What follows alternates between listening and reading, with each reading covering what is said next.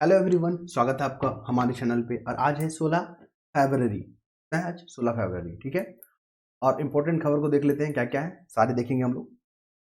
सबसे पहला न्यूज़ है यहाँ पे चुनावी बॉन्ड को, जो है यहाँ पे जो योजना था, चुनावी बॉन्ड योजना, याद रखिएगा 2018 में ये आया था, 2018 में वाला फैक्ट।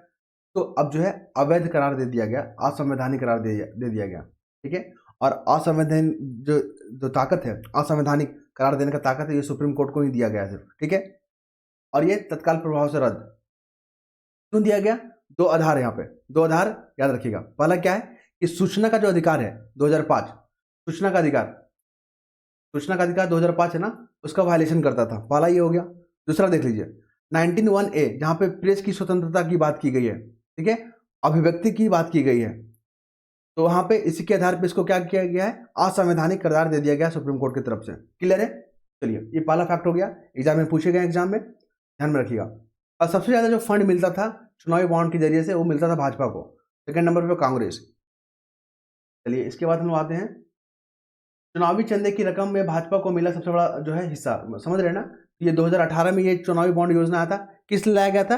ताकि जो चुनाव में पारदर्शिता को बढ़ावा दिया जा सके। लेकिन जब यहाँ पे समीक्षा किया गया तो ये जो है, जो फ्री फेयर इलेक्शन के लिए जो सही नहीं था। क्यों? क्योंकि यहाँ पे जो सूचनाओं का यहाँ पे प्रदान नहीं किया जाता था। कौन लोग दान कर रहे हैं आके इस योजना में, कौन लोग आके जो डोनेट कर रहे हैं, उनका पता ही नहीं, उनके बारे में हम लोग जान ही नहीं सकते हैं। क्या पता वो भ्रष्टाचारी ही हो, ठीक है, भ्रष्टाचार के धन हो वहाँ पे लगाया गया। तो आप आरटीआई लगाओगे तो आपको इन्फॉर्मेशन मिलेगा नहीं। तो क्यों हम रखें यहाँ पे? भारत हमारा लोकतांत्रिक है और लोकतांत्रिक तरीके से चलता है, जहाँ पे आपको अपनी बात को रखना होता है, ठीक है, दूसरे बात को सुनना होता है। यहाँ पे इस तरह का अभाव देखा गया, तो सुप्रीम कोर्ट ने इसके आधार पर इसको समाप्त कर दिया गया। फिर आइए देखिए, अभी जो है प्रधानमंत्री जो मोदी हैं हमारे, कहाँ गए? कतर गए, कतर के दोहा। वहाँ के राष्ट्रपति हैं ये, इनका नाम याद रखिएगा, तमीम बिन अहमद थानी। इनका नाम याद भी नहीं रखिएगा, कोई बात नहीं, बस अमीर शेख तमीम बिन अहमद अल थानी, याद रखिएगा, अल थानी। इनके बारे में अभी जानेंगे आगे, पूरा आर्टिकल दिया हुआ है। देखिए, किसान जो यहाँ पे विरोध कर रहे हैं, ठीक है, यहाँ पे अपनी बात, अपनी मांगे रख रहे हैं, 12 सूत्री मांगे यहाँ पे, याद रखिएगा, ठीक है। देखिए, यूपीएससी में क्वेश्चन कैसे पूछता है यहाँ पे, यूपीएससी में क्वेश्चन कैसे पूछता है यहाँ पे आप देखेंगे। तो न्यूनतम समर्थन मूल्य, एमएसपी, एमएसपी का पहले फुल फॉर्म देख लीजिएगा। अगर स्टेट पीसीस वगैरह एग्जाम होगा या वनडे एग्जाम होगा तो यहाँ पे इसका फुल फॉर्म पूछता है, मिनिमम सपोर्ट प्राइस, ठीक है, मिनिमम सपोर्ट प्राइस। और यहाँ पे 12 सूत्री कार्यक्रम होता है। तो यहाँ पे कर्ज माफी, इनकी जो 12 सूत्री मांग है, वहाँ पे दो मांग हो रहा है यहाँ पे, कि आप तो एमएसपी को कानूनी जो है मान्यता प्रदान करें, कि आप हमें आश्वासन ना दें, आप हमें कानूनी गारंटी दें कि आप जो है फसलों का जो है खरीदारी करेंगे हमसे। क्लियर है? इसका गारंटी दें आप हमें। दूसरा क्या है? कर्ज माफी। देखिए, यूपीएससी का पीवाईक्यू में आपने देखा होगा तो क्वेश्चन कैसे पूछता है, रेवेन्यू एक्सपेंस। रेवेन्यू एक्सपेंस क्या होता है? तो रेवेन्यू एक्सपेंस में होता है जो कर्मी होते हैं, जो कर्मचारी होते हैं, उनको सैलरी देना, उनको पेंशन देना, ठीक है। फिर क्या होता है, गरीबों में आपने देखा होगा सब्सिडी देना। ये सब क्या हो गया? रेवेन्यू एक्सपेंस के अंतर्गत आता है। तो एमएसपी भी आपका रेवेन्यू एक्सपेंस में आ जाएगा। अगर एमएसपी अगर कानूनी हो जाता है, ठीक है, लीगल हो जाता है, कानूनी बन जाता है उस पर, तो ये भी क्या होगा? आपका रेवेन्यू एक्सपेंस के अंतर्गत आ जाएगा। फिर जो बैंक जो कर्ज की माफी कर देती है, ये भी आपका रेवेन्यू एक्सपेंस में आता है। तो ये सारे मापदंड दिए होंगे। अब बोलेगा कि रेवेन्यू एक्सपेंस में कौन सा आता है। क्लियर है? रेवेन्यू एक्सपेंस में क्या होता है, उसमें कोई प्रॉपर्टी का निर्माण नहीं हो पाता, या कोई दायित्व जो है, रिस्पॉन्सिबिलिटी कम नहीं होता, ठीक है। उसी प्रकार आप कैपिटल जो है इन्वेस्टमेंट को देखेंगे तो वहां पे आपको प्रॉपर्टी का निर्माण होता है, जैसे कि इंफ्रास्ट्रक्चर हो रहा है, डेवलपमेंट हो रहा है, आप भूमि खरीद रहे हो, प्लांट और मशीनरी को एस्टैब्लिश कर रहे हो, ठीक है, तो ये चीज निर्माण होता है। फिर हम लोग बात करेंगे अगला जो है मुद्दे पे, मैंने यहाँ पे लिख के रखा है, क्या लिखना है यहाँ पे देखिए, अभी याद रखिएगा, आयकर अधिनियम जो है 1961, मैचिंग के फॉर्म में पूछेगा, जो इनकम टैक्स जो अधिनियम है 1961, फिर हो गया आपका जनप्रतिनिधि अधिनियम 1951, और कंपनीज एक्ट, कंपनीज एक्ट कितना है 2013। इन तमाम जो है ना जो विधेयक था, जो कानून है, इनमें संशोधन किए गए थे, किसके लिए? तो ये चुनावी बॉन्ड के लिए। तो आप इसका ईयर याद रखिएगा, मैचिंग के फॉर्म में पूछेगा। और ये कब आया था चुनावी बॉन्ड योजना? 2018 में आया था, ताकि चुनाव में जो है पारदर्शिता आए। लेकिन ऐसा फिर देखने को नहीं मिला। फिर आइए यहाँ पे देखिए, एक किताब न्यूज में आ गया है, भारतीय नारी स्थिति और गति। भारतीय नारी स्थिति और गति जो है ना, यहाँ पे सांत्वना श्रीकांत है, जो लेखक है, साहित्यकार सांत्वना श्रीकांत। आप यहाँ पे याद कर सकते हैं इसको। एग्जाम में अगर पुस्तक से अगर क्वेश्चन बनाने होंगे तो यही क्वेश्चन पूछ लेगा आपसे, ठीक है।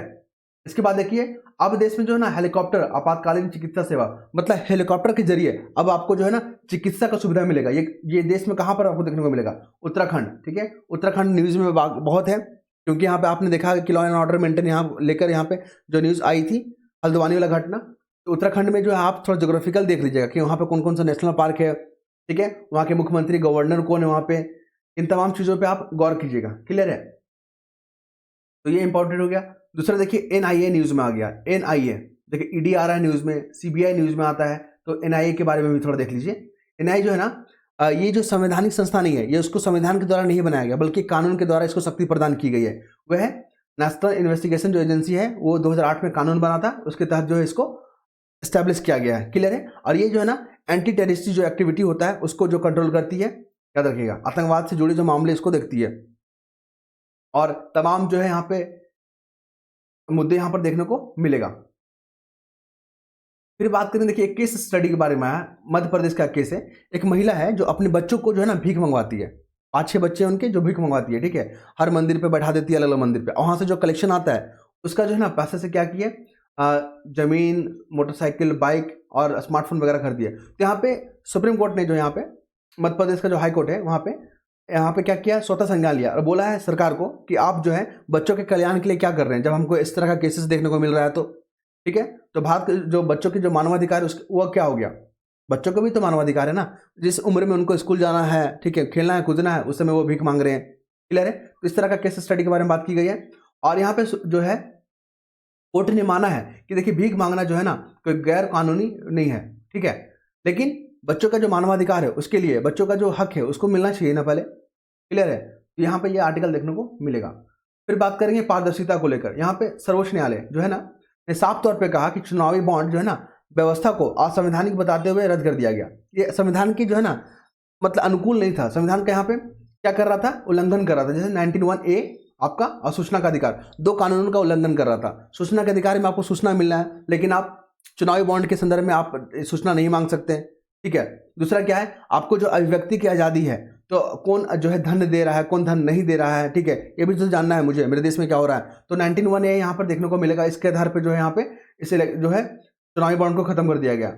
इसके बाद हम लोग बात करेंगे अगले मुद्दे पे। यहाँ पर देखिए क्यों न्यूज में आ गया आर्थिक सुधार। 1991 में हुआ था, LPG हुआ था ना 1991 में।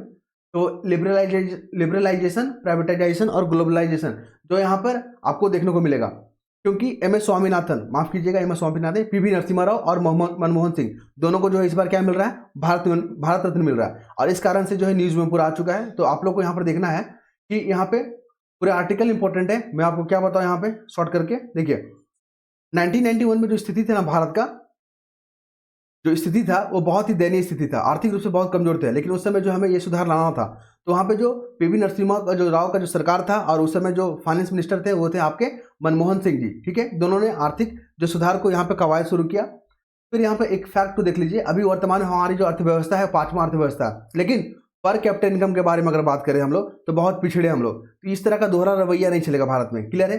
दूसरा यहाँ पर देख लीजिए, यहाँ पे मैंने हाईलाइट करके रखा हुआ है। दूसरा क्या यहाँ पे कि LPG का फुल फॉर्म लेना भी बता दिया आपको। दूसरा है कि हमें पूंजी निवेश, LPG का जो फायदा क्या हमको देखने को मिला, फायदा ये मिला हमें LPG का कि यहाँ पे इन्वेस्टमेंट, ठीक है, निजी इन्वेस्टमेंट और FDI काफी बढ़े हैं। क्लियर है? और इसी का ही तो परिणाम है कि बजट में 10 लाख करोड़ का जो आपका कैपिटल इन्वेस्टमेंट देखने को मिला। तो ये फैक्ट यहाँ पे इस आर्टिकल में दिया हुआ है। क्लियर है?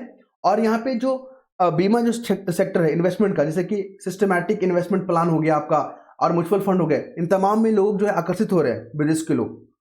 चलिए इसके बाद हम लोग बात करेंगे, तो यहाँ पे दोहरा निधि देखिए, जैसे कि यहाँ बात हो रहा है कि यह अचंभित करने वाली बात है कि GDP के हिसाब से विश्व की 5वीं सबसे बड़ी अर्थव्यवस्था है, लेकिन गरीबी है, गरीबी पूरे विश्व का जो गरीबी है ना उसमें हम लोग 20% कंट्रीब्यूट करते हैं। तो ये जो दोहरा आंकड़ा है ये कहीं ना कहीं हमारे जो है चीज़ों को यहाँ पे कहीं ना कहीं क्वेश्चन मार्क कर देती है। क्लियर है?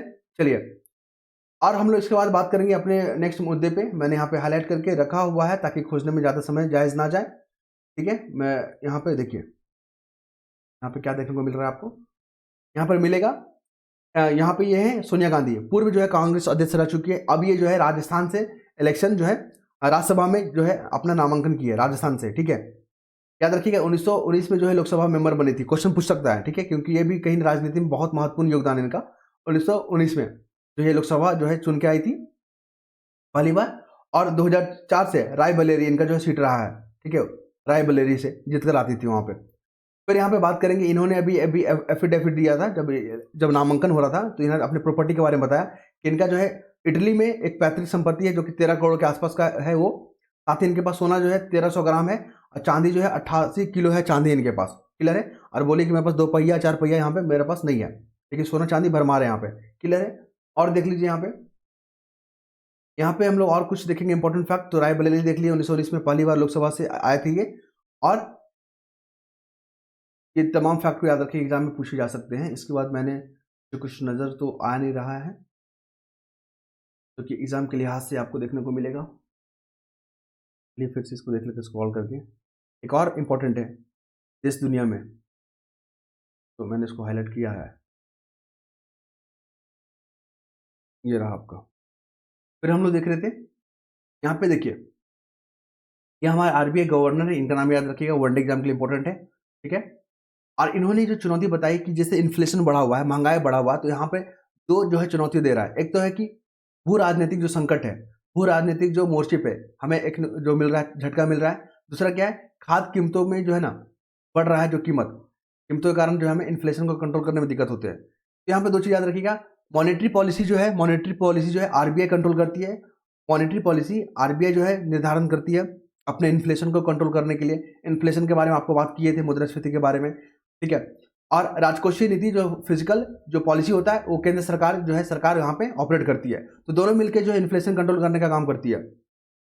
फिर बात करेंगे कि 2024-25 में जो हमारा जो वृद्धि जो है, ग्रोथ रेट है 7% के आसपास रहेगा, या 7% से अधिक ही रहेगा। ये तमाम फैक्ट को याद रखिएगा, ये इंपॉर्टेंट है।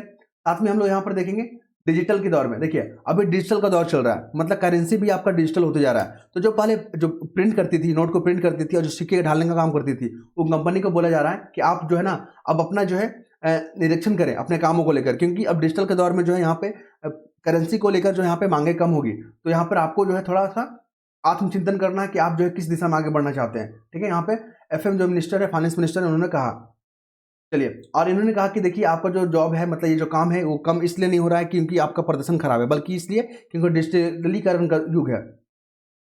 अब हम लोग बात करेंगे अगले मुद्दे पे। तो अगले मुद्दे पे बात करने का यहाँ पे मतलब है, यहाँ पे देखिए भारत का जो केंद्रीय बैंक है कौन है, आरबीआई। तो नेपाल का केंद्रीय बैंक कौन है, याद रखिए, जो है यहाँ पे लिखा हुआ मैंने, नेपाल राष्ट्र बैंक। इन्होंने एक समझौता किया है, इंपॉर्टेंट है, बीपीएससी एग्जाम में से एग्जाम में क्वेश्चन पूछता है, क्योंकि जो भारत का यूपीआई है, यूपीआई का फुल फॉर्म याद रखिएगा, यूनिफाइड पेमेंट इंटरफेस, क्योंकि जीपीटी का क्वेश्चन पूछा था, बीपीएससी फुल फॉर्म पूछा था, तो इस बार भी पूछने की संभावना है। तो यूपीआई हो गया, और एनपीआई का फुल फॉर्म क्या होता है, नेशनल पेमेंट इंटरफेस। ये दोनों जो है मर्ज करके जो भी जनता है, जो भी नागरिक है, भारत के नागरिक हैं और नेपाल के नागरिक हैं, दोनों को जो है इंस्टेंट जो है पेमेंट की सुविधा मिले, साथ ही उनको एक विकल्प मिले। अगर आप दोनों देश में कहीं पर भी काम कर रहे हैं तो आपका जो है रुपए कार्ड को भी एक्सेप्ट किया जाएगा और नेपाल के भी कार्ड को भी एक्सेप्ट किया जाएगा, क्लियर है। यहाँ पर देख सकते हैं, ऐसे बेहतर कनेक्टिविटी होगा, हमारे जो संबंध है वो अच्छे होंगे, ठीक है। व्यक्ति यहाँ पर जो संपर्क बढ़ने की संभावना हो जाएगी। फिर देखिए व्यापार घाटा क्या होता है, व्यापार घाटा का डेफिनेशन देख लीजिए। जब हम लोग इम्पोर्ट जो है ना, इम्पोर्ट अगर अधिक करते हैं एक्सपोर्ट से, आप समझ रहे हैं ना, इम्पोर्ट अगर हम अधिक कर रहे हैं, इम्पोर्ट अगर मेरा अधिक है एक्सपोर्ट से, तो हमारा व्यापार घाटा है। मतलब हम 100 रुपये का सामान बाहर से मंगा रहे हैं विदेश से, और 85 रुपये का हम जो है ना एक्सपोर्ट कर पा रहे हैं या विदेश को बेच पा रहे हैं, तो ये हमारा क्या हो गया, व्यापार घाटा हो गया। व्यापार घाटा का डेफिनेशन देख लीजिएगा, यहाँ पर दिया हुआ एग्जाम में पूछे जा सकते हैं। अभी जो है हमारा जो वैश्विक जो व्यापार है उसमें क्या दिक्कतें आ रही है। तो एक तो लाल सागर जो संकट आपको बता रहे हैं, वहाँ पर डकैत लोग हैं, जो समुद्री लुटेरे लोग हैं, जहाज़ों को यहाँ पर डिस्टर्ब कर रहे हैं, लूटपाट कर रहे हैं, वो हो गया चुनौती। दूसरा क्या है कि अर्थव्यवस्था, जो विदेश की जो है विकसित देशों का जो अर्थव्यवस्था है ना, वहाँ पर सुस्ती देखा गया, उस कारण जो हमें चुनौतियाँ मिल रही है। तो यहाँ पे आर्टिकल आप लोग देख सकते हैं।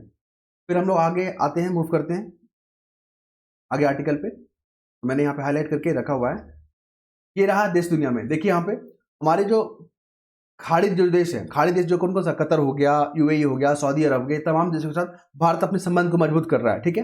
कौन कौन सा क्षेत्र याद रखिए, गल्फ खाड़ी का क्वेश्चन आता है आंसर राइटिंग में। तो आपको देखिएगा व्यापार क्षेत्र पे, निवेश के क्षेत्र में, प्रौद्योगिकी के क्षेत्र में, ठीक है, और क्या है संस्कृति के क्षेत्र में हमें क्या कर रहे हैं, व्यापार, निवेश, प्रौद्योगिकी और संस्कृति क्षेत्र में हमें तलाश रहे हैं, अपने जो है रिश्तों के लिए तलाश रहे हैं, क्या संभावना है उसको जो यहाँ पे रिव्यू किया जा रहा है। ताकि हमारा संबंध जो है बेहतर हो सके। क्लियर है? चलिए, यहाँ पे जो फॉरेन सेक्रेटरी याद रखिए, उनका नाम है सचिन जो है विनय क्वात्रा, ये इंपॉर्टेंट है। साथ ही ये तो इंपॉर्टेंट है, पक्का एग्जाम में पूछ रहा है, अल धारा कंपनी। ये क्या है? अल धारा कंपनी। देखिए, पिछले बार क्या पूछा था कि जो रूस का जो नहीं होता है जो आसैनिक जो संगठन था, क्या नाम था उसका, लड़ाकू जो संगठन था, वासेनार ग्रुप, वासेनार ग्रुप शायद था ना, नहीं वेगनार ग्रुप, माफ कीजिएगा, वेगनार ग्रुप पूछा था ना। उसी तरह पूछेगा अल धारा कंपनी किससे जुड़ा हुआ है। तो कतर में जो हमारे जो भारतीय थे, 8 जो भारतीय थे जिनको जो फांसी की सजा दे दिया गया था, जिनको अब जो है कूटनीतिक तरीके से अपने देश वापस ला दिया गया है, उसी कंपनी में काम करते थे, अल धारा कंपनी, याद रखिएगा। जिससे टाइटैनिक वाला भी बीपीएससी पूछा था, जो टाइटैनिक जहाज जो डूबा था और उसको टूरिस्ट जो देखने जाते थे जिस जहाज पे बैठ के, उसको टाइटैनिक नाम दिया गया था, टाइटन, माफ कीजिएगा टाइटन। इस तरह से क्वेश्चन पूछ सकता है कि अल धारा जो कंपनी है ना वो क्या है, ठीक है, याद रखिएगा। फिर हम लोग बात करेंगे अबू धाबी में, जो यूएई है ना, यूएई में पहला हिंदू मंदिर बना वहाँ पे, तो ये इंपॉर्टेंट बनेगा कि जो अभी गल्फ में जो पहला हिंदू मंदिर देखने को मिला है किस कंट्री में बना है, तो यूएई। फिर है यहाँ पे इमरान पार्टी।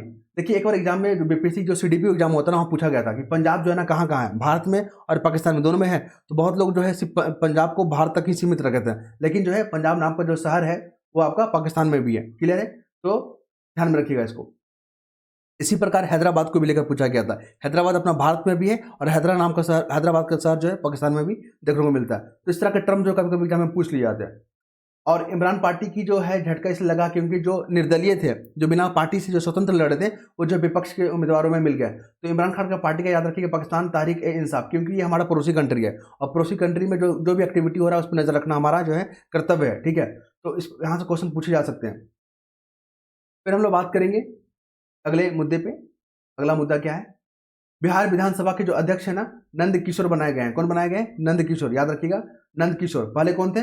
विनय बिहारी महतो, विनय बिहारी महतो थे। अब नंद किशोर जो है, इनका जो थोड़ा देख लीजिए, पृष्ठभूमि देख लीजिए। ये पार्षद से अपना जो है कार्यकाल शुरू किए थे, 1978 में पार्षद का इलेक्शन लड़े थे और ये पटना जो है साहिब विधानसभा क्षेत्र से चुन के आते हैं, नंद किशोर यादव।